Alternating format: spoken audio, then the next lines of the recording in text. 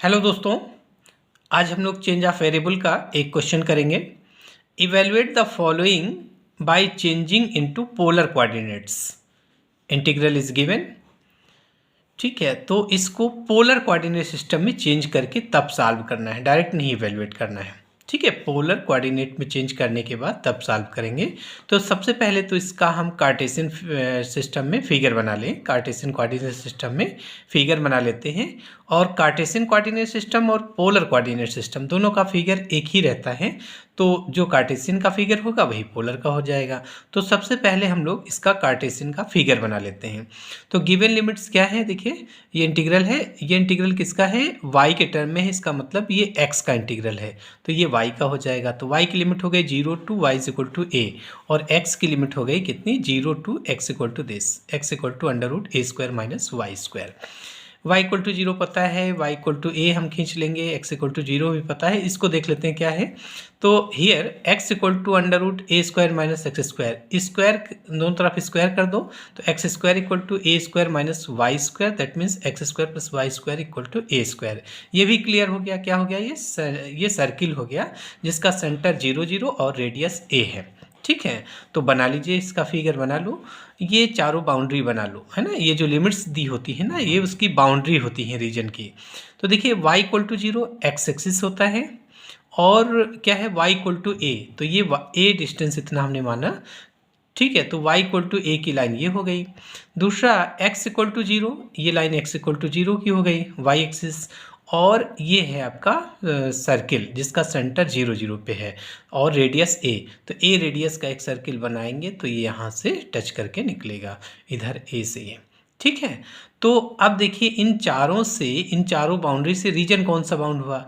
एक बाउंड्री हमारी ये है, एक बाउंड्री ये है, एक हमारा ये पैराबोला है। ठीक है, तीन और सॉरी पैराबोला नहीं, सर्किल है।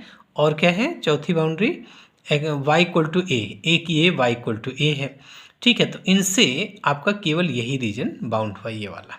ठीक है, अगर इसकी बात करें तो ये वाली बाउंड्री है ही नहीं है, y इक्वल टू 0 है और x इक्वल टू 0, लेकिन इसमें क्या है, इस वाले में क्या चीज़ नहीं है? इधर जो x की वैल्यू है यहाँ पॉजिटिव दी है, इधर तो x की वैल्यू नेगेटिव होती है, इसलिए ये वाला फिगर नहीं हो सकता। इधर भी x की वैल्यू नेगेटिव, ये भी नहीं हो सकता। इस साइड में देखेंगे तो x तो पॉजिटिव है, लेकिन इधर क्या होगा? इधर जो y इक्वल टू ए लिखा है ये नहीं होगा, y इक्वल टू ए ऊपर होगा, नीचे साइड में y इक्वल टू ए नहीं होगा, ये उसकी बाउंड्री नहीं होगी। तो अगर इन सब की बाउंड्री देखेंगे तो केवल यही रीजन मिलेगा। हम लोग चारों को देख भी लिया कि किस वजह से, बाकी हमारा नहीं है रीजन। ठीक है, तो इतना ये हो गया रीजन। स्ट्रिप किसके पैरेलल खींची है जो दिया हुआ है? तो देखिए y की लिमिट कांस्टेंट है, y की लिमिट कांस्टेंट, तो x एक्सिस के पैरेलल स्ट्रिप खींचते हैं। ठीक है, अगर ये इंटीग्रल जो पहला वाला इंटीग्रल होता है ना, जिसका होता है उसके दूसरे वाले वेरिएबल के पैरेलल स्ट्रिप खींचते हैं। तो ये इंटीग्रल किसका है? ये y का है, तो x एक्सिस के पैरेलल स्ट्रिप खींच लो और चेक कर लीजिए कि यही लिमिट है कि नहीं। तो स्मॉल एलिमेंट को स्ट्रिप पे मूव करा दें तो किसकी लिमिट आएगी? x की, क्योंकि x एक्सिस के अलॉन्ग मूव कर रहा है। तो x की लोअर लिमिट यहाँ पर, अपर लिमिट यहाँ पर वैल्यू किससे निकालोगे? सर्किल से। तो सर्किल से x की वैल्यू निकालो, इससे x की वैल्यू निकालो, तो plus minus under root a square minus Y square आएगा इससे x की वैल्यू। तो इधर माइनस है, इधर प्लस, तो प्लस वाला ले लेंगे। तो x की वैल्यू हो गई 0 to under root a square minus Y square. पूरी स्ट्रिप को रीजन में मूव करा दो, पूरी स्ट्रिप को रीजन में मूव करा दो, तो कहाँ से कहाँ तक जाएगा? 0 से लेके a तक। तो y की लिमिट हो गई 0 टू a। इसका मतलब कि यही रीजन है XY कोऑर्डिनेट सिस्टम में, ये रीजन XY कोऑर्डिनेट सिस्टम में है। अब आपको पोलर कोऑर्डिनेट सिस्टम में चेंज करना है। तो पोलर कोऑर्डिनेट सिस्टम में जब चेंज करने के लिए कहेंगे तो ट्रांसफॉर्मेशन नहीं देंगे। क्यों? क्योंकि हमें ट्रांसफॉर्मेशन पता होता है। ये जो है यूजुअल नोटेशन है, x equal to are cos theta, Y equal to are sign theta. ये पोलर कोऑर्डिनेट का स्टैंडर्ड ट्रांसफॉर्मेशन है। ठीक है, ये हमेशा यही होता है, x equal to are cos theta, Y equal to are sign theta. अगर दोनों को स्क्वायर करके ऐड कर दें तो क्या हो जाएगा? R square equal to X square plus Y square, है ना। R square X square plus Y square equal to R square common cos square theta plus sine square theta जो कि 1 हो जाएगा। तो R square equal to X square plus Y square. देखिए इसको polar में चेंज करने के लिए हमें क्या चाहिए कि एक्स वाई की वैल्यू आर थीटा के टर्म में चाहिए, तो वो ट्रांसफॉर्मेशन होता ही है, x equal to are cos theta Y equal to are sign theta, ठीक है। और डी एक्स डी वाई की वैल्यू चाहिए, बाकी लिमिट हमें पोलर की चाहिए। तो हम फिगर अगर बना लें कार्टेशियन का फिगर बना लेंगे तो फिगर वही रहता है पोलर के लिए, तो हम पोलर की लिमिट ले लेंगे। तो देखिए ये जो है डी एक्स डी वाई की वैल्यू अगर जैकोबियन से निकालते हैं तो जैकोबियन ऑफ एक्स वाई अपन R theta into D R D theta, ये X equal to are cos theta Y equal to are sign theta है, इसका जैकोबियन निकालेंगे तो आर आएगा, इसका जैकोबियन आर आएगा, तो आर डी थीटा हो जाएगा, ठीक है। और अब इसकी लिमिट लेनी है पोलर कोऑर्डिनेट सिस्टम में। तो देखिए पोलर कोऑर्डिनेट सिस्टम में रीजन तो यही है, इतना ही रीजन है। पोलर कोऑर्डिनेट सिस्टम की लिमिट कैसे देते हैं, तो देखिए स्ट्रिप जैसे यहाँ पर खींचा एक्सिस के पैरेलल, वैसे यहाँ पर स्ट्रिप जो है वो एंगल के डायरेक्शन में, एंगुलर डायरेक्शन में और रेडियस वेक्टर की डायरेक्शन में खींच सकते हैं। चाहे रेडियस वेक्टर की डायरेक्शन में खींचे या एंगुलर की डायरेक्शन में खींचे, जो जिसमें एंगल चेंज होता है, ठीक है। तो हमने मान लीजिए एंगुलर डायरेक्शन में खींच लिया, ये है ना, एक स्ट्रिप खींचा इस तरीके से, ये इतना, ठीक है। रीजन में, पूरे रीजन में एक स्ट्रिप खींचा एंगल की डायरेक्शन में, या रेडियस वेक्टर की डायरेक्शन में भी खींचेंगे तो इस तरीके की बनेगी। तो कोई एक खींच लीजिए, तो हम यहाँ दोनों दिखा दिए हैं खींच के। तो हम इसको रेडियस एंगुलर डायरेक्शन में ये स्ट्रिप खींचा पतली सी, और उस पर एक स्मॉल एलिमेंट कंसीडर कर लो स्ट्रिप पर। स्मॉल एलिमेंट ओ पर पोल पर जो एंगल इंक्लाइंड करेगा वो आपका डी थीटा होगा, है ना। देखिए ये पॉइंट पी है, कोऑर्डिनेट आर कामा थीटा, इसका मतलब होता है ये डिस्टेंस आर और ये इतना इनिशियल लाइन से ये थीटा एंगल बनाता है, ये डिस्टेंस आर और एंगल थीटा। अब देखिए ये डायरेक्शन कौन सी है, थीटा की। तो थीटा डायरेक्शन में अगर हमें एंगल को स्मॉल चेंज लेना होगा तो हम डी थीटा लेंगे।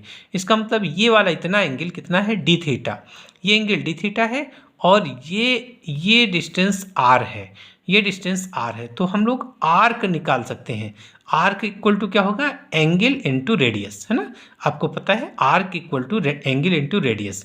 इसका मतलब ये वाला जो आर्क है वो हो जाएगा आर डी थीटा।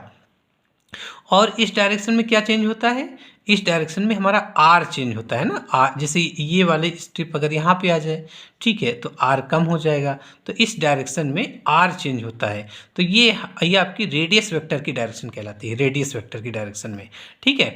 तो देखिए यहाँ पर रेडियस वेक्टर की डायरेक्शन में स्मॉल एलिमेंट लेना होगा तो क्या लेंगे, डी आर। जैसे एंगल की डायरेक्शन में लिया था डी थीटा, वैसे जब आर की डायरेक्शन में लेंगे तो डी आर लेंगे, यानी ये डिस्टेंस डी आर है, ठीक है। तो इसका एरिया क्या हो जाएगा, जो छोटा सा है इसका एरिया हो जाएगा आपका, देखिए ये इतना छोटा है कि इसको हम लोग, ये जो आर्क है ना, इसको एज ए स्ट्रेट लाइन मान सकते हैं। तो स्ट्रेट लाइन अगर मान लिया तो ये आपका रेक्टेंगल हो गया छोटा सा। तो रेक्टेंगल का एरिया होता है लेंथ इंटू ब्रेड्थ, तो हो गया are D theta into D R. तो इसका एरिया क्या हुआ, are D theta D are, ठीक है। तो डी एक्स डी वाई जो आप कार्टेशियन में आपका ये था D X D Y, X axis के डायरेक्शन में डी एक्स थिकनेस लिया, वाई एक्सिस के डायरेक्शन में डी वाई, एरिया हुआ आपका डी एक्स डी वाई। वैसे ही पोलर कोऑर्डिनेट सिस्टम में हमेशा जो स्मॉल एलिमेंट लेते हैं वो ये होती है आर डी थीटा, है ना। डी एक्स डी वाई को पोलर कोऑर्डिनेट सिस्टम में हमेशा आर डी थीटा लेते हैं, चाहे जैकोबियन से निकाल लें वैल्यू वही आएगी, ठीक है। तो ये तो हो गया आपका ये डी एक्स डी वाई की वैल्यू, हालांकि हम जैकोबियन से निकाल ही चुके थे, हमें लिमिट निकालना है। तो लिमिट के लिए देखिए स्मॉल एलिमेंट को थीटा की डायरेक्शन में ले जाइए, है ना, एंगुलर डायरेक्शन में। तो देखिए ये जब ये कहाँ से स्टार्ट करेगा, स्मॉल एलिमेंट यहाँ से स्टार्ट करेगा, यहाँ पर थीटा की वैल्यू क्या होगी, देखिए थीटा और कम कर लोगे तो ये स्ट्रिप यहाँ इधर की ओर खिसकेगी, थीटा अगर 0 कर दोगे तो ये स्ट्रिप इस पे आ जाएगी। तो हमेशा वही एंटी क्लॉकवाइज डायरेक्शन में एंगल मेजरमेंट करेंगे। तो थीटा की लोअर लिमिट यहाँ पर आएगी, थीटा की जब ये यहाँ पर होगा तो थीटा की वैल्यू 0, तो 0 से लेके कहाँ तक जाएगा, π/2 तक, 0 से लेके π/2 तक। तो थीटा की लिमिट तो हो गई 0 से π/2। अब स्मॉल एलिमेंट को स्ट्रिप पे मूव करा दिया, अब पूरी स्ट्रिप इस तरीके से, ये पूरी की पूरी स्ट्रिप जो है ये ये ऐसे मूव करेगी रीजन में, ठीक है, इस तरीके से पूरे रीजन में मूव करेगी। मूव करने का मतलब छोटी छोटी स्ट्रिप्स का सम अप कर रहे हैं, ठीक है। तो जब इस आर कौन सी डायरेक्शन होगी, अब ये आर की डायरेक्शन यानी रेडियस वेक्टर की डायरेक्शन होगी। तो वो कहाँ से स्टार्ट करेगा, देखिए अगर स्मॉल एलिमेंट को देखें तो ये स्टार्ट करेगा जब नीचे की ओर आएगा तो आर की वैल्यू और नीचे आया तो आर की वैल्यू कम हुई, आर की वैल्यू 0 से स्टार्ट होगी ना, आर इक्वल टू 0 से लेकर कहाँ तक जाएगा, यहाँ तक जाएगा। यहाँ पर आर की वैल्यू क्या है, ए, क्योंकि उसकी रेडियस जो है वो ए है, सर्किल की रेडियस ए है।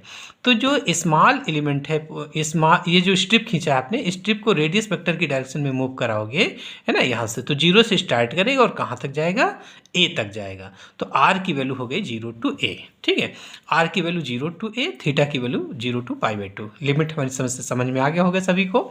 तो अब बस हो गया, इंटीग्रल जो दिया है जो एक कार्टेशियन का, इसको अब पोलर में चेंज करिए। तो देखिए X square plus Y square को आप क्या लिख लोगे, वाई स्क्वायर, क्योंकि X square plus Y square polar में जब आपने चेंज किया तो आर स्क्वायर की वैल्यू हो गई X square plus Y square. अब इसको आर थीटा में चेंज करना है। तो इस इंटीग्रेंड को एक्स वाई की वैल्यू रख लो, तो हो गया R square X square plus Y square, R square हो गया, और डी वाई डी एक्स या डी एक्स डी वाई, उसकी वैल्यू क्या हो गई, R D theta D R, R D theta D R. तो इंटीग्रेंड और ये D X D Y change हो गया आर थीटा में। अब हमें लिमिट रखना है, तो ये वाली जो आप लिमिट निकाले हो इसी रीजन की रख लीजिए। तो थीटा की लिमिट हो गई 0 टू π/2 और आर की लिमिट हो गई 0 टू ए, 0 टू π/2 0 टू ए।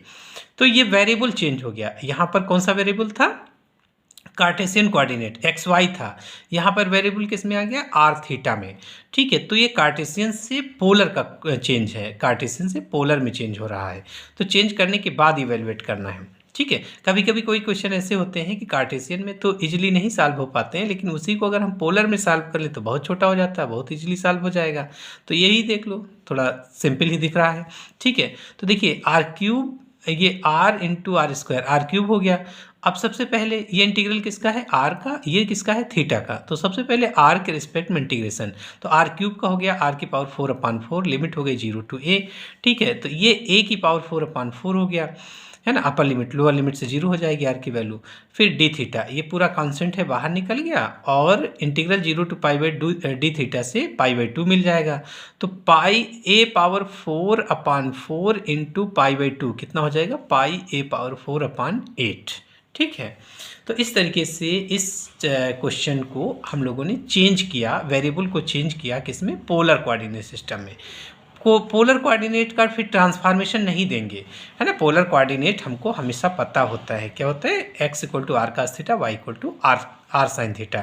ये कार्टेशियन से पोलर में चेंज करना होगा तभी यही यूज करेंगे, और पोलर से कार्टेशियन में चेंज करना होगा तभी भी यही यूज करेंगे। ये कार्टेशियन और पोलर के बीच में ब्रिज का काम करता है, मतलब ट्रांसफॉर्मेशन है, ठीक है ना। कार्टेशियन से पोलर का ट्रांसफॉर्मेशन हमेशा यही होता है, x equal to are cos theta, Y equal to are sign theta, ठीक है। तो इसी तरीके से क्वेश्चन अगर 3D में होगा तो कार्टेशियन से पूछ सकते हैं स्फेरिकल कोऑर्डिनेट सिस्टम, वो भी इसी पोलर के तरीके से वेल नोन होता है। आगे हम लोग स्फेरिकल की प्रॉब्लम लेंगे। और सिलेंड्रिकल कोऑर्डिनेट सिस्टम, ठीक है। देखिए कार्टेशियन कोऑर्डिनेट सिस्टम हो गया, आपका पोलर कोऑर्डिनेट सिस्टम हो गया, और सिलेंड्रिकल कोऑर्डिनेट सिस्टम हो गया, स्फेरिकल कोऑर्डिनेट सिस्टम होगा। ये 4 कोऑर्डिनेट सिस्टम आपको पता होना चाहिए। तो आज तो कार्टेशियन तो आपको पता ही है, आप देखा आपने कि पोलर कोऑर्डिनेट सिस्टम में कैसे चेंज करते हैं। नेक्स्ट और वीडियो में हम लोग स्फेरिकल कोऑर्डिनेट सिस्टम देखेंगे कि उनमें कैसे चेंज करके हल सॉल्व करते हैं, और सिलेंड्रिकल कोऑर्डिनेट सिस्टम में कैसे सॉल्व करते हैं। तो इसको हम नेक्स्ट वीडियो में कवर करेंगे। Thank you.